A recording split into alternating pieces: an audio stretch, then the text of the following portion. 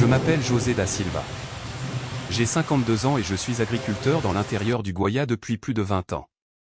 Frères et sœurs, si je prends la plume aujourd'hui, c'est pour partager avec vous quelque chose qui a bouleversé ma vie à jamais, quelque chose qui m'a fait comprendre, dans ma chair et dans mon âme, que la très sainte Vierge n'abandonne jamais ses enfants, pas même lorsque les eaux des tribulations semblent vouloir nous engloutir tout entier.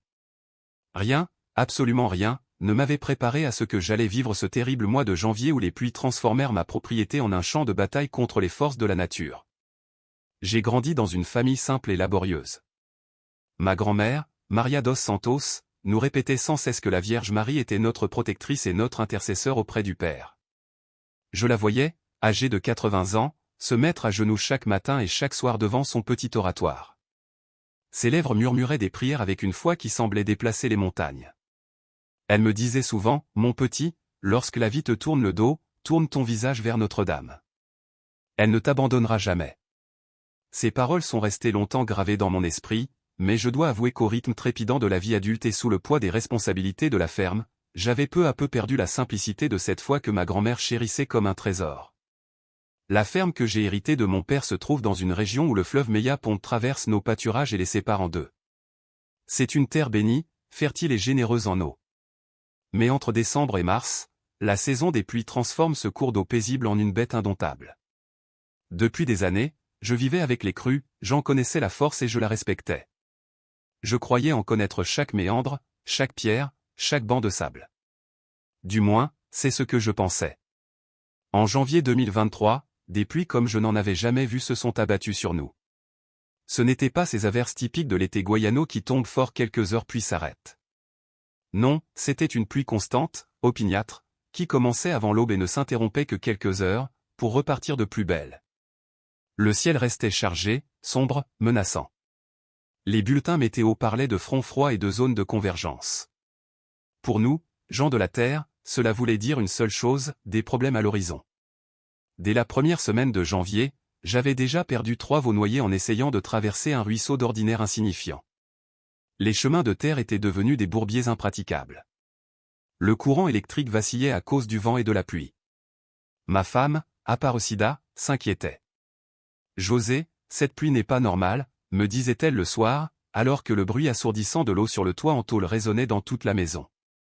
Et elle avait raison, il y avait quelque chose de surnaturel dans ces jours, une tension spirituelle que je n'arrivais pas à expliquer mais que je sentais dans mon âme.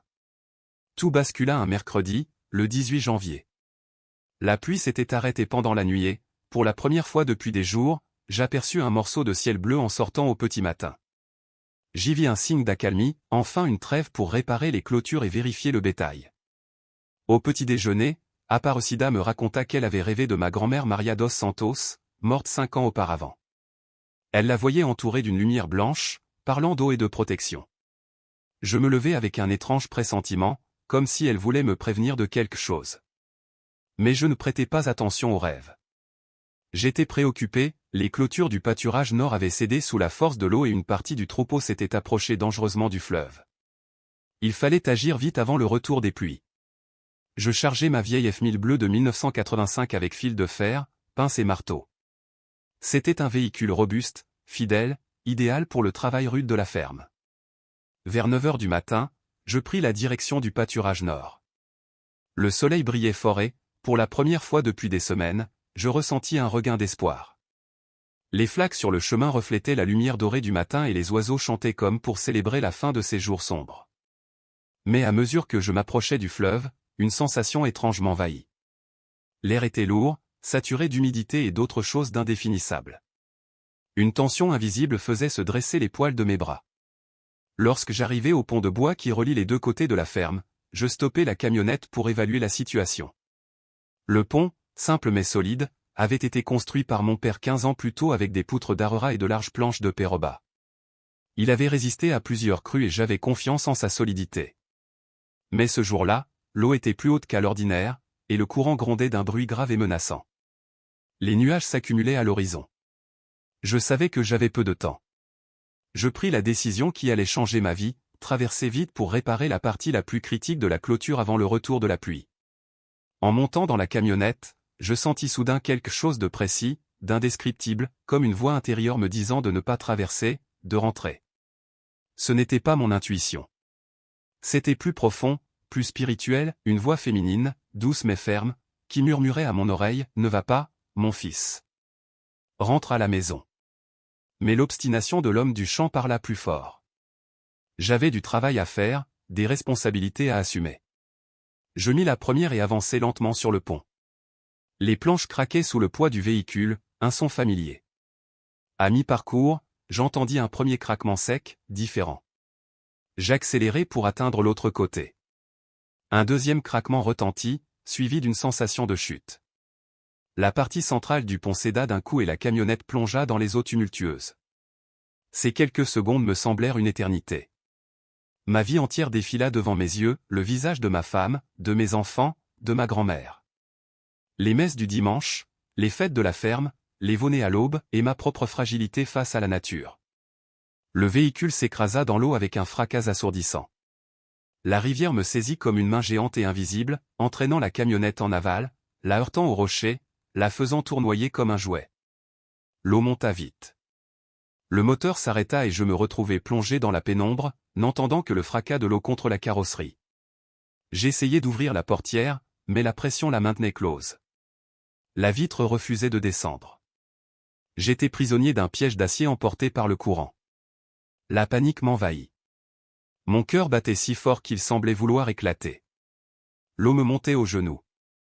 C'est alors que les mots de ma grand-mère résonnèrent en moi comme un éclair dans la nuit, « Quand la vie te tourne le dos, tourne ton visage vers Notre-Dame. » Sans réfléchir, je levai les yeux vers le plafond du véhicule et criai de toutes mes forces, « Vierge très sainte, Mère de Dieu, montre ta puissance. Ne me laisse pas mourir ici. Aide-moi, Notre-Dame. » Mes larmes se mêlaient à l'eau qui montait. C'était un cri du cœur, le cri d'un homme qui reconnaît ses limites et implore l'aide divine. Alors, quelque chose d'extraordinaire se produisit. Je sentis d'abord une chaleur douce m'envelopper, comme un manteau invisible. Ce n'était pas physique mais spirituel, venant de l'intérieur. Une paix inexpliquée remplaça peu à peu le panique. Puis je vis la lumière, d'abord de simples reflets dorés dans l'eau, qui devinrent plus intenses. Elle ne venait ni du soleil ni d'une source extérieure, mais de l'eau elle-même, chaque goutte semblant un cristal lumineux. L'eau, sale et menaçante, se mit à briller d'un bleu-vert doux et vibrant. Et au cœur de cette lumière, une silhouette féminine apparut, gracieuse et souveraine. Elle était transparente comme le cristal et solide comme le roc, drapée d'un manteau bleu qui ondulait comme fait d'eau. Je ne distinguais pas nettement son visage mais je savais, du plus profond de mon âme, que c'était la Vierge Marie. La Mère de Dieu était descendue dans ses eaux pour me secourir. Elle tendit ses mains vers moi et je sentis que l'eau autour de moi changeait de nature, ce qui était destructeur devenait protecteur. Le courant ralentit. La camionnette se stabilisa. Des mains invisibles semblaient la guider vers un lieu sûr. La présence de la Vierge n'était pas lointaine ou éthérée.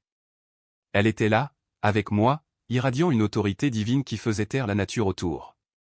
L'eau obéissait à une loi nouvelle instaurée par cette mère céleste. Dans ses yeux lumineux, je vis une compassion infinie, un amour maternel englobant toute douleur humaine.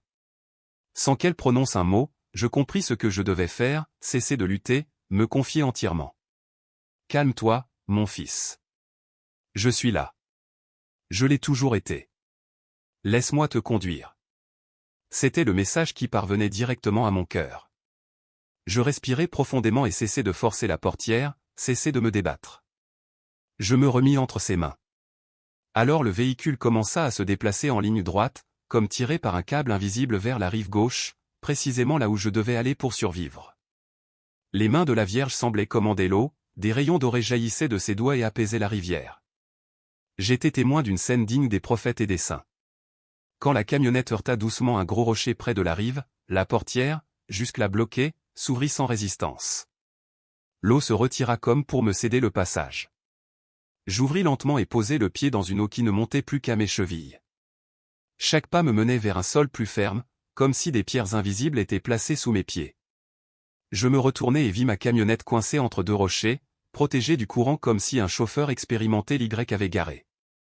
La vision de la Vierge s'éleva lentement, ses yeux fixés sur les miens. Elle parla à mon cœur avec une clarté indiscutable, « José, mon fils, tu as été sauvé pour témoigner. Dis à tous ce que tu as vu aujourd'hui. Dis-leur que je suis toujours présente dans les eaux de la tribulation.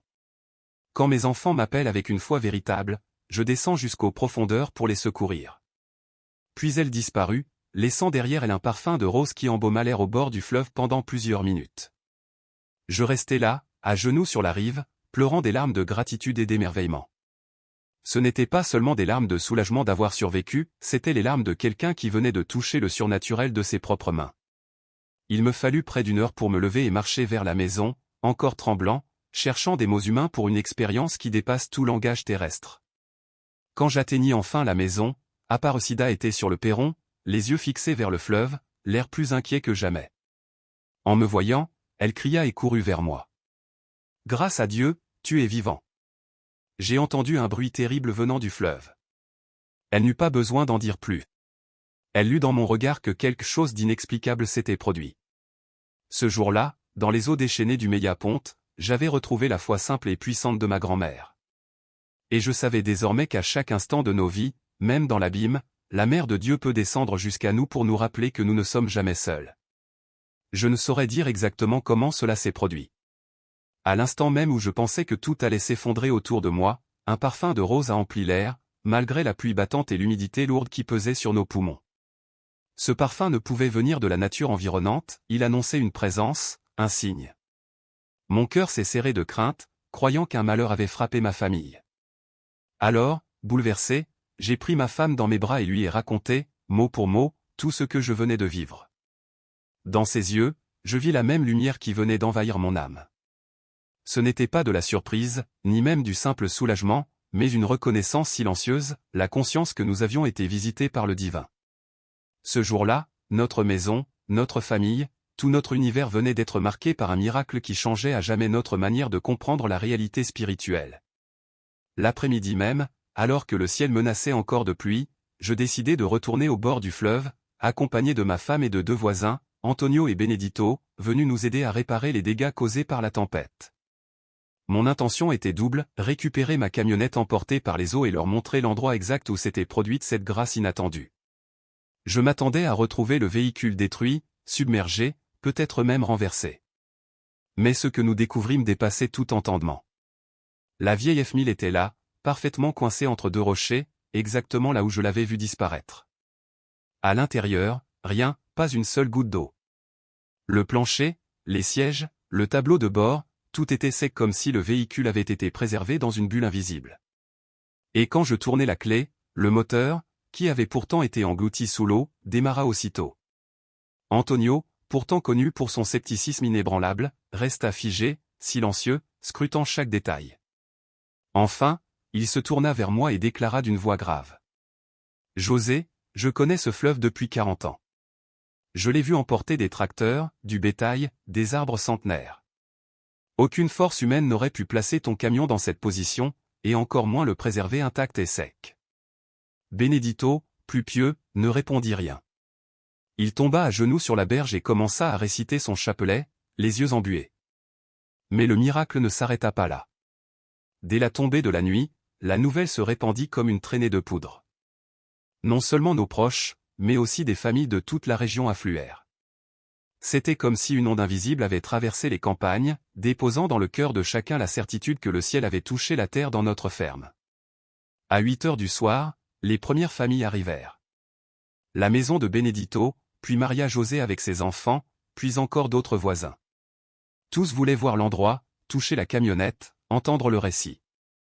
Et, chose encore plus étonnante, beaucoup commencèrent à partager des histoires qu'ils avaient gardées secrètes pendant des années, de peur de passer pour des fous. Donna Sao, une vieille femme de 70 ans, révéla qu'elle avait perdu sa petite fille lors d'une crue du même fleuve 3 ans plus tôt.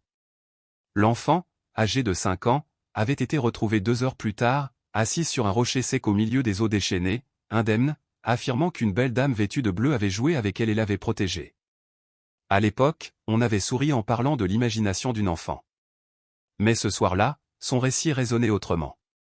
Puis ce fut Marcelo, le fils d'Antonio, qui confessa en tremblant qu'1 an auparavant, il avait eu un accident de moto sous un orage. Il avait perdu connaissance, et lorsqu'il s'était réveillé, il se trouvait dans une chapelle abandonnée, complètement sec, ses blessures propres et déjà en voie de guérison. Comment avait-il parcouru plus de 5 kilomètres inconscient ? Maintenant je sais, dit-il en larmes. C'était elle. C'était Notre-Dame. Au fil des heures, notre maison devint un sanctuaire improvisé.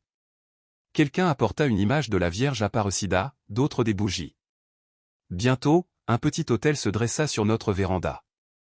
Mais l'événement le plus marquant de cette nuit-là fut l'arrivée de Donna Rosa, une vieille femme de 80 ans qui vivait seule à 10 kilomètres de chez nous. Frêle mais animée d'une force intérieure, elle raconta qu'une lumière bleue avait frappé à sa porte et l'avait guidée jusqu'à nous. Essoufflée, elle prit mes mains et me dit : « Mon fils, j'ai rêvé de ta grand-mère, Maria dos Santos, cette nuit. Elle m'a annoncé que tu recevrais aujourd'hui la visite de la Mère de Dieu.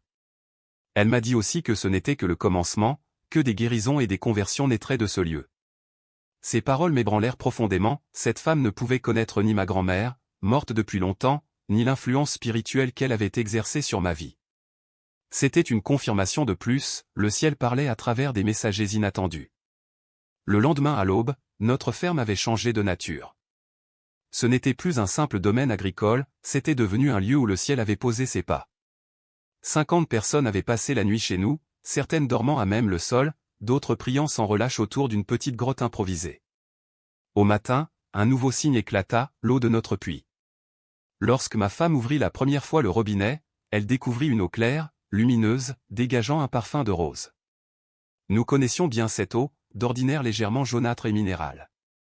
Mais ce jour-là, elle brillait d'une clarté surnaturelle, comme si elle venait directement des sources du paradis. Tous ceux qui la burent ressentirent quelque chose d'inexplicable. Benedito, souffrant de douleurs dorsales depuis 15 ans, se redressa librement, guéri. Donna que Sao, en buvant, se mit à pleurer de paix, je sais maintenant que ma petite fille est au ciel, heureuse. La nouvelle se diffusa encore plus vite que celle du camion sauvé. Des familles affluèrent, venant de villages voisins et même de la capitale. Ils arrivaient avec des bouteilles vides pour emporter cette eau bénite. Et les miracles s'accumulèrent, une fillette de 3 ans, presque aveugle, retrouva la vue, un jeune homme dont la plaie ouverte résistait depuis des mois vit sa chair se refermer en 1 heure sous nos yeux, une femme paralysée depuis 5 ans se leva de son fauteuil et marcha devant une centaine de témoins. Chaque guérison, chaque larme, chaque prière semblait écrire une page nouvelle des évangiles au milieu de notre campagne. Bien sûr, les autorités finirent par venir. Les services sanitaires analysèrent l'eau, rien d'anormal, sinon une pureté inexplicable. L'Église dépêcha le père Antonio, un prêtre prudent, qui observa plusieurs jours. À son départ, il déclara : « J'étais venu en sceptique. Mais ce que j'ai vu dépasse toute explication humaine. Cette eau ne guérit pas seulement les corps, elle convertit les âmes. » 6 mois plus tard, notre ferme devint un sanctuaire diocésain officiel. Une chapelle fut construite à l'endroit même où ma camionnette avait été retrouvée. Chaque dimanche, des centaines de fidèles se rassemblent, venus de tout le pays et même de l'étranger. L'eau coule toujours, claire et parfumée. Les médecins restent perplexes devant les guérisons. Même ceux qui venaient en critique repartent croyants. Aujourd'hui, frères et sœurs, je veux m'adresser à vous. Peut-être traversez-vous, vous aussi, des eaux tumultueuses, dettes, maladies, conflits familiaux, solitude. Peut-être vous sentez-vous emporté par un courant plus fort que vos forces. Moi aussi, j'ai connu cette angoisse, enfermé dans ma camionnette au milieu des flots. Et je suis là pour vous dire, la même Vierge Marie qui est venue me sauver peut descendre dans vos propres tourments. Elle ne choisit pas ses enfants, elle répond à quiconque l'appelle avec foi. Peu importe vos fautes, vos blessures ou vos doutes. Invoquez-la. Ouvrez-lui votre cœur. Dites, Sainte Vierge, viens dans mes eaux troublées, sauve-moi. Elle écoutera. Et lorsque le miracle se produira car il se produira, n'oubliez pas de témoigner, afin que d'autres découvrent à travers vous l'amour infini que le ciel réserve à chacun de nous. Je l'ai appris au bord du fleuve Meia Ponte, aucune tempête n'est trop forte pour la protection de Marie. Aucune situation n'est trop désespérée pour son intercession. Là où tout semble perdu, elle tend sa main lumineuse et ouvre un passage. Ma ferme n'est plus seulement une exploitation agricole. C'est un morceau de ciel descendu sur la terre, où des milliers ont déjà expérimenté la puissance de Dieu à travers l'amour maternel de Marie. Et je vous dis aujourd'hui, ce qui s'est produit ici peut se produire aussi dans votre vie. Car la même eau qui faillit me noyer est devenue source de vie pour des foules. De la même manière, vos épreuves peuvent devenir le théâtre du plus grand miracle de votre existence. Faites confiance à la Vierge. Confiez-lui votre vie. Préparez-vous à voir le ciel se pencher sur votre histoire.